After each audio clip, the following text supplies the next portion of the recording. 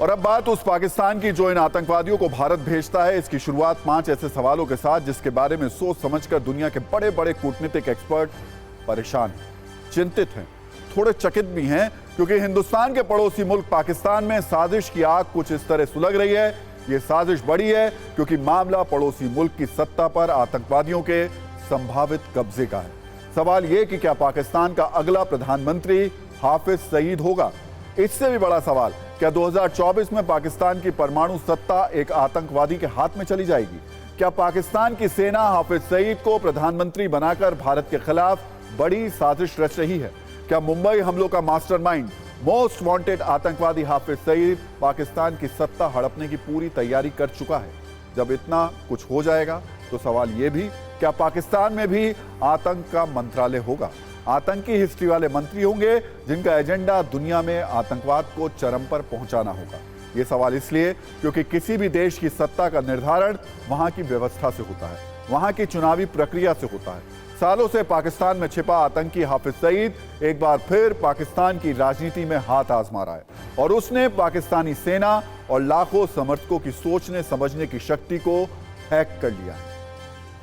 हाफिज सईद को संरक्षण देना, मोस्ट वांटेड आतंकी को वीआईपी सुविधा देना, ये सब आरोप अब पाकिस्तान की सरकार और पाकिस्तान की सेना के लिए कोई मायने नहीं रखते, क्योंकि पूरी दुनिया अब पाकिस्तान की नीति और नीयत को समझ चुकी है।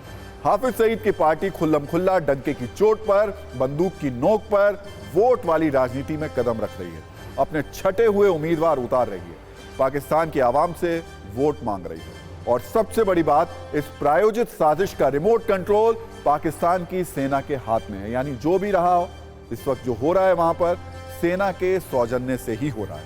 पहले आप समझिए कैसे पाकिस्तान में अंदर ही अंदर हाफिज को प्रधानमंत्री बनाने की तैयारी चल रही है। पाकिस्तान में फरवरी 2024 में आम चुनाव होना है। चुनावी मुकाबले में आतंकी हाफिज सईद की पार्टी PMML यानी पाकिस्तान मरकजी मुस्लिम लीग भी मैदान में उतरी है। PMML ने नेशनल असेंबली यानी संसदीय चुनाव में पूरे पाकिस्तान में अपने उम्मीदवार उतारे हैं। आतंकी हाफिज सईद के गुर्गों ने PMML नाम से नई पॉलिटिकल पार्टी बनाई है। पाकिस्तान मरकजी मुस्लिम लीग में कई वांटेड आतंकवादी शामिल हैं।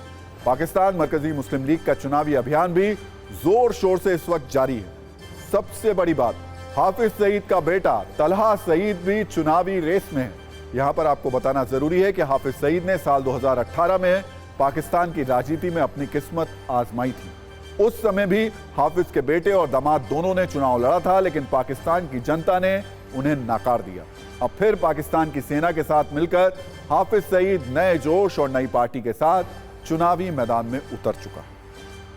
पाकिस्तान में 8 फरवरी को होने वाले चुनाव के लिए पाकिस्तान की फौज और ISI ने आतंकियों की सरकार बनाने का पूरा ब्लूप्रिंट तैयार कर लिया है। हाफिज सईद की पार्टी पाकिस्तान मरकजी मुस्लिम लीग के 11 आतंकी उम्मीदवार मैदान में हैं। इसका मतलब पाकिस्तान की फौज ने हाफिज सईद को सुपर PM बनाने की ठान ली है।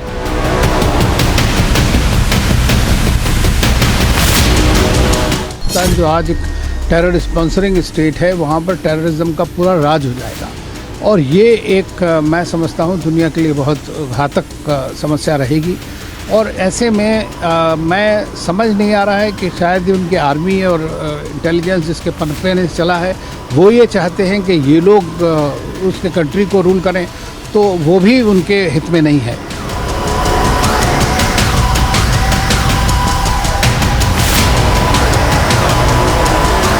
तो प्रधानमंत्री बन जाएगा टेररिस्ट, वहाँ के मंत्री टेररिस्ट बन जाएंगे। और वहाँ पे आज जबकि पाकिस्तान में इतनी ताकत है, न्यूक्लियर वेपन का बहुत बड़ा जखीरा है, 165 के लगभग वॉर हेड है उनके पास, मिसाइल सिस्टम है, सर्फेस टू सर्फेस मिसाइल है, सर्फेस टू एयर मिसाइल है, नेवी है, तो एक पूरी दुनिया के लिए बहुत बड़ा खतरा बन जाएगा। तो आज तक आपने हाफिज के अलग अलग आतंकवादियों के नाम सुने होंगे, उसकी टेरर कुंडली देखी होगी, उसकी साजिशों के बारे में सुना होगा, लेकिन आज हम हाफिज के चुनावी मोहरों से आपको मिलवाने जा रहे हैं जो पाकिस्तान की सत्ता में हाथ आजमा रहे हैं। ये वो चेहरे हैं जो अब पाकिस्तान के सांसद और मंत्री बनने का ख्वाब देख रहे हैं। इसमें पहला नाम आता है हाफिज सईद के बेटे तलहा सईद का, जो पहले अपने पिता की आतंकी विरासत को बखूबी आगे बढ़ा रहा था। अब अमेरिका इसे आतंकी घोषित कर चुका है और पाकिस्तान में अगले साल होने वाले नेशनल असेंबली के चुनाव में ये 122 नंबर सीट से उम्मीदवार है। तलहा सईद से नामांकन उसने अपना भर लिया है। चुनाव प्रचार में वो फिलहाल इस वक्त जुटा हुआ है। सोचिए, एक आतंकवादी चुनावी तैयारी में लगा हुआ है, चुनाव लड़ रहा है। हाफिज ने सिर्फ अपने पुत्र को ही नहीं बल्कि अपने दामाद को भी चुनावी मैदान में उतार दिया है। नाम है हाफिज खालिद वलीद। इसे भी अमेरिका आतंकी घोषित कर चुका है। पाकिस्तान में NA-127 से ये उम्मीदवार है। अगला नाम है सैफुल्ला खालिद। ये कसूर सीट से उम्मीदवार है। अमेरिका की ओर से ये घोषित आतंकवादी है।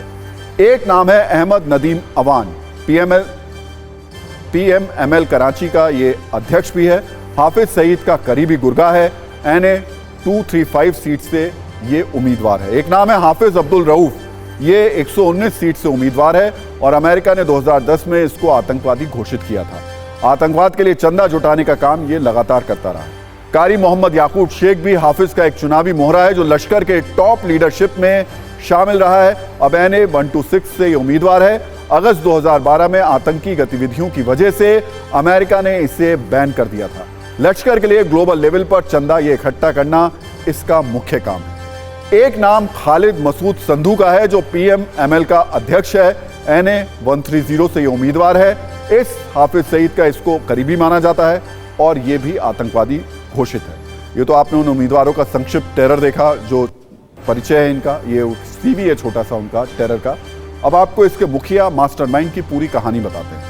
हाफिज सईद का चुनाव लड़ना क्यों पूरी दुनिया के लिए खतरनाक है, आप ये उसका प्रोफाइल देखकर जान जाएंगे।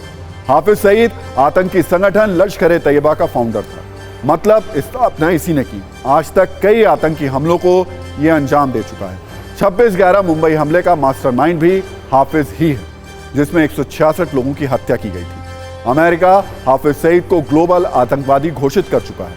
साल 2009 में भारत ने 18 करोड़ रुपए का उस पर इनाम घोषित किया था। इसके बाद साल 2012 में अमेरिका ने 70 करोड़ रुपए का इनाम इस पर घोषित किया। जहरीले भाषण देने में यह एक्सपर्ट है। मदरसे की आड़ में आतंकी फैक्ट्री चलाता है। POK में टेरर लॉन्च पैड बनाता है। आतंकी दुनिया के विद्यार्थी हाफिज सईद को अपना प्रोफेसर कहते हैं। इस परिचय में कुछ भी ऐसा नहीं जिस पर फख्र किया जाए, लेकिन हाफिज और उसके चेले हमेशा इस परिचय पर मुस्कुराकर कहते हैं फख्र है।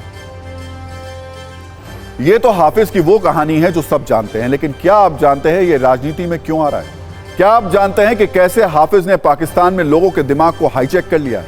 अगर नहीं जानते हैं तो हाफिज की रैलियों की भीड़ की तस्वीर देखिए, कैसे भड़काऊ जहरीला नफरती भाषण देकर लोगों का ये ब्रेन वॉश करता है, उनके दिमाग में जहर घोलता है और अब वो सोच रहा है कि इसी कला की बदौलत वो पाकिस्तान की राजनीति का भी मुखिया बन जाएगा। हालांकि पाकिस्तान की जनता हाफिज और हाफिज के गुर्गों को पहले नकार चुकी है, लेकिन इस बार मामला बहुत संगीन है।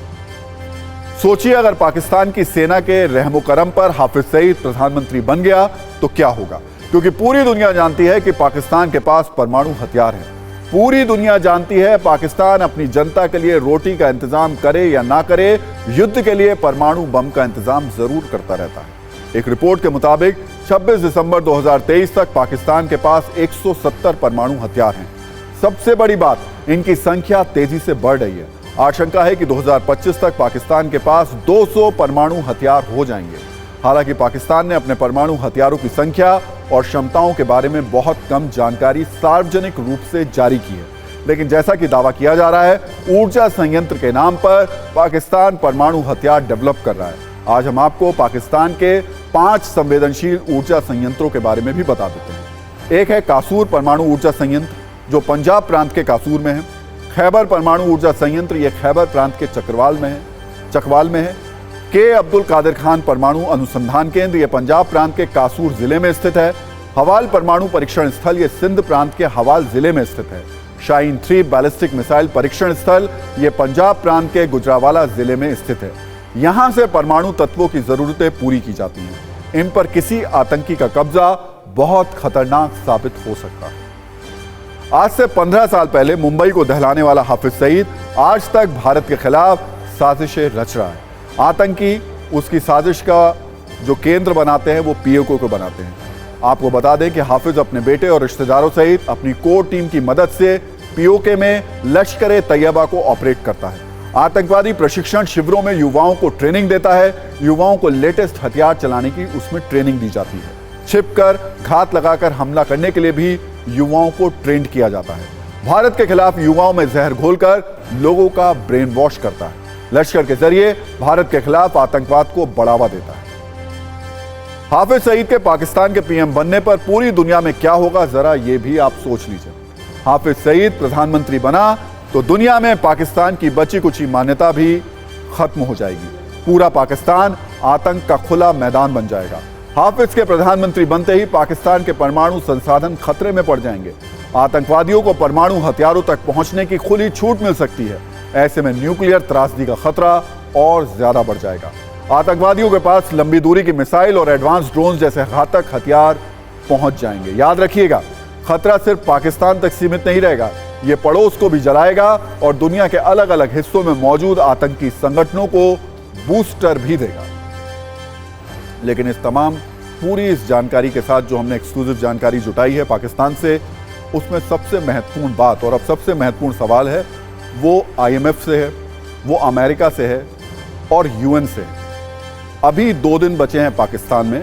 इन 2 दिनों में जो नॉमिनेशन भरा गया है इस आतंकवादी संगठन की तरफ से, जो आतंकवादी घोषित हैं उनकी तरफ से, 2 दिन हैं, उनको कैंसिल किया जा सकता है। TV9 भारतवर्ष इसको एक मुहिम की तरह ले रहा है।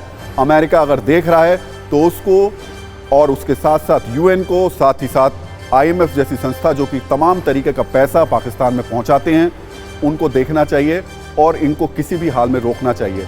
वरना अगर ये आतंकवादी पाकिस्तान में कब्जा करने में कामयाब रहे तो ये पूरी दुनिया के लिए खतरनाक होगा। और इसमें एक बड़ा सवाल चीन के लिए भी है। चीन लगातार पाकिस्तान की मदद कर रहा है, लेकिन अगर ऐसे आतंकवादी वहां पर वजीर आजम बनते हैं तो फिर चीन के लिए भी नुकसान होगा।